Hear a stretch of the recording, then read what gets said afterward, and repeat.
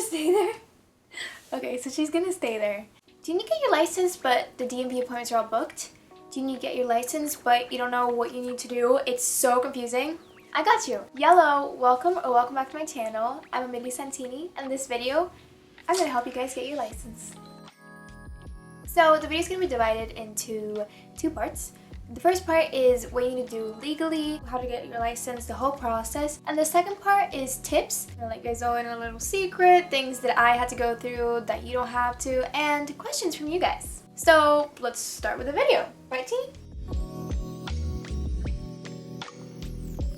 For you to get your license, you need to have 365 days with your permit. It needs to be exactly 365 days. It's not just like a rough estimate. That was like a really frustrating part for me because my birthday is like May 2nd and I actually got my permit by the end of May 25th. So I had to wait until May 25th to be able to get my license, even though I was already 16 on May 2nd. So if you haven't gotten your permit yet, make sure to set up the appointment at the DMV as early as possible because you're gonna have to wait to get your license. When getting your permit, there's 2 tests and then you have to do the drugs and alcohol course. If you haven't done that yet, I have a whole video explaining exactly what you need to do for your permit, and I'll list it down below and it'll be on the right. This video is a bit simpler because getting your license is a bit simpler. The second part of this whole process is easier, so you're already getting your license, you've already done the hard part. For you to take the skills exam test, you need to set up an appointment. That can either be at the DMV, there's a specific number in the little column, and you have to select that number to make an appointment. So you can either have it at the DMV or a third party. When I was about to take my test, I was like, I'm just gonna do it at the DMV. It's the easiest thing, right? Like, at the DMV, like, they know what they're doing. However, when I went to set up my appointment, it was fully booked. Every day that I would check, it would automatically be fully booked, which was really weird. So then what I did is I like switched the type of appointment to getting my actual license, like just the appointment to like, check the documents, and it was like fully free. Like there was like nothing was booked. That's weird, but the point is I couldn't do it at the DMV. And I'm actually one of the first of my friends, like not just in my grade, to get my license. So I didn't have any close friends that went through that experience that I knew that I could trust. So I was kind of like on my own, so I had to do a lot of research for this. On the Florida website that you actually set up your appointment, there was actually this place that's like, oh, here are third-party websites for you to choose from. So these places are very scarce around Florida. I had to drive an hour away and that was the closest one. The place is called AB Auto Driving and Traffic School. Honestly, amazing place. Definitely recommend it. To set up the appointment, super easy. It was still like a bit far away and they had availability, like you could change the times. I definitely changed the time, I think 3 times. They were like completely fine with it. And I made a good decision. The actual skills exam test is not hard at all. You don't really need to study for it because the things you're going to be asked are things that if you have been driving since you got your permit, I had already the practice and I was able to pass the test easily. The one annoying thing about having to take your skills test in a third party is that you can't do it in your own car. So I got there and I saw the cars and it's this small car. They were all red, which I thought was cute. These cars, they're smaller than the average car, let's say. Literally getting out of the parking spot was like super easy.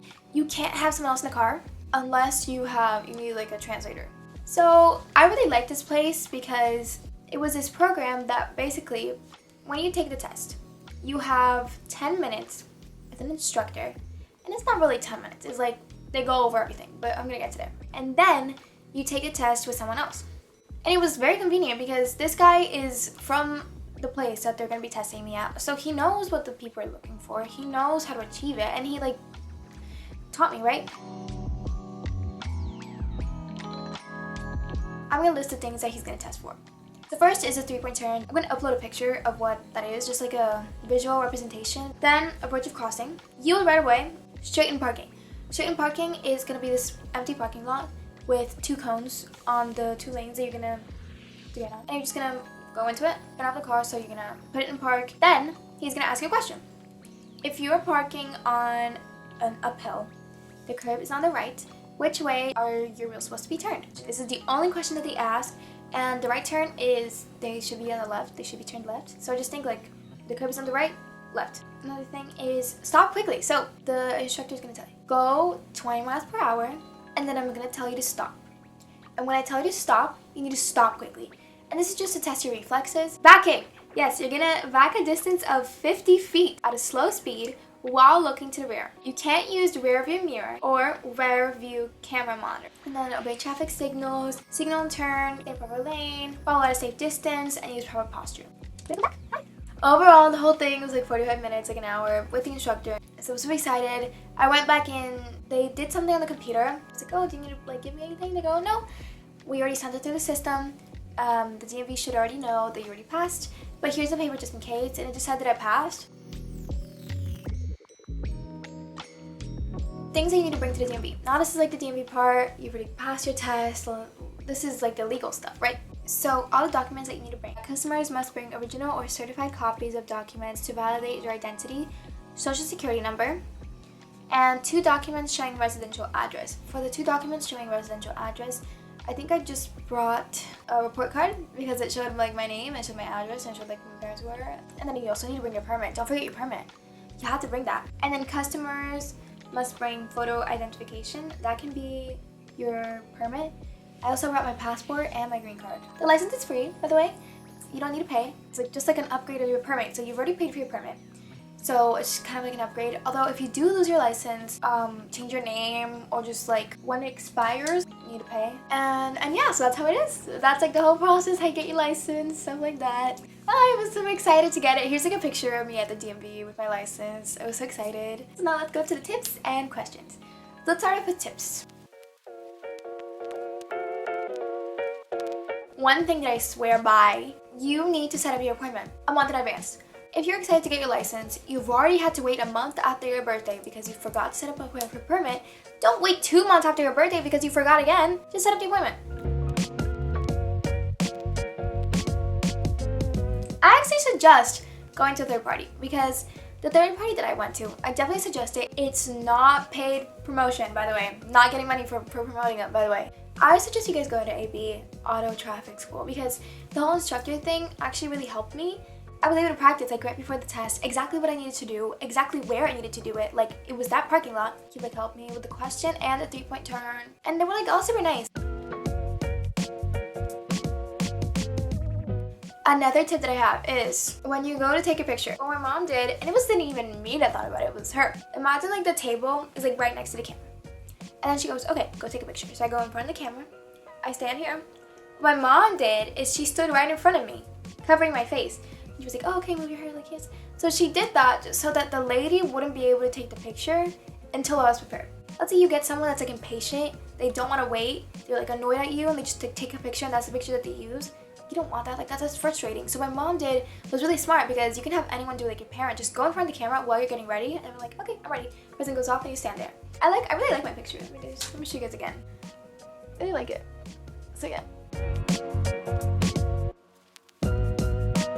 Now let me go into questions that you guys asked. So what I did was I set up an Instagram poll on my story and I chose a few of the best questions. What type of IDs do you have to bring besides your permit? I don't really know what else I could bring. I definitely found that when they sent me like an email to get my license that they were very specific with what you needed to bring. Documents to validate your identity, so passport, could be green card, could be like your birth certificate, social security number, 2 documents showing your residential address, just bring your report card. I mean, that proves where you live, that proves who you are, stuff like that. And you could just bring a report card from the year before, and also your permit shows where you live, so just bring those 3 just in case. Next question, how did you make an appointment at the DMV? It's so hard. I know, trust me. I know. I honestly suggest doing what I did, which is like when it's 2 months, because you never know if the DMV website changes. Right now, for me, they're not accepting walk-ins. I know that in my previous video, I said that they only accepted appointments, and then it like changed like July 1st or something like of last year. So always check whenever you're gonna take it. Always check like 2 months before in advance, checking every day just so you can set up your appointment. And if you set up in advance, you can also change the time because they have more availabilities. And when it's fully booked for the driving skills test as just third party. So just third party all the way, but just in case. Are there two different tests? Is it hard? How to study? Pretty much like your permit video. Okay, so you see, you watch my permit video. There are not two different tests. There is only one test, which is a driving skills test. Some people really get confused. I got confused because when you're 18 and you haven't gotten your permit, so you're going there to get your license, you don't need to get your permit, you just get your license straight away. But then you have to do everything that you did to get your permit, plus everything that you needed to do to get your license. So you take drugs and alcohol abuse course, take a test after that, and then you read the handbook, take a test after that, and then you take the driving skills test. And this is all in one day, this is all the DMV, so that's very stressful. I honestly think that the second part of this whole process, getting your license, is easier, just because the test, which you actually have to study for, you get when your permit, so you don't really need to study for anything anymore, you just take the driving test. I read somewhere that the DMV can randomly select someone to test if they've passed this driving skills test at the actual DMV. Is that true? Yes, it is true. And this is for third party only. And I was like a bit confused and scared that they were gonna choose me. But if you pass the test, as long as like you didn't fake it, you're gonna be fine. If you went and took your your test at a third party, they have to legally do everything that the DMV is testing for.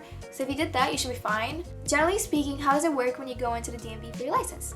So when I went to a different DMV than my permit. So I got there, I got to this line outside. It was this line for the door. It wasn't long and it was going by quite fast. Basically this line, these two people come and they check because you need to print paper.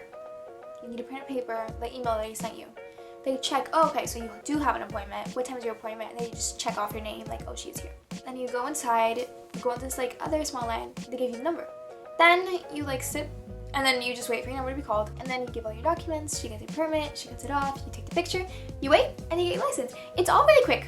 It's all super quick. I think it took me 45 minutes, maybe. Not even. Do you have a fear of driving? If so, how did you get over that fear? I didn't really have a fear of driving.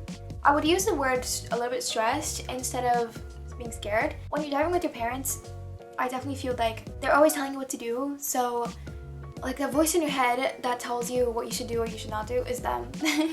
So you become a bit dependent on them, which is what I was scared of for my test. I was scared that I was gonna need to ask a question or I was gonna be in trouble or anything if they weren't gonna be there. Driving by yourself is definitely an experience that if you've been through it or if you will go through with it, you will agree with me that it's a rite of passage because you're on your own.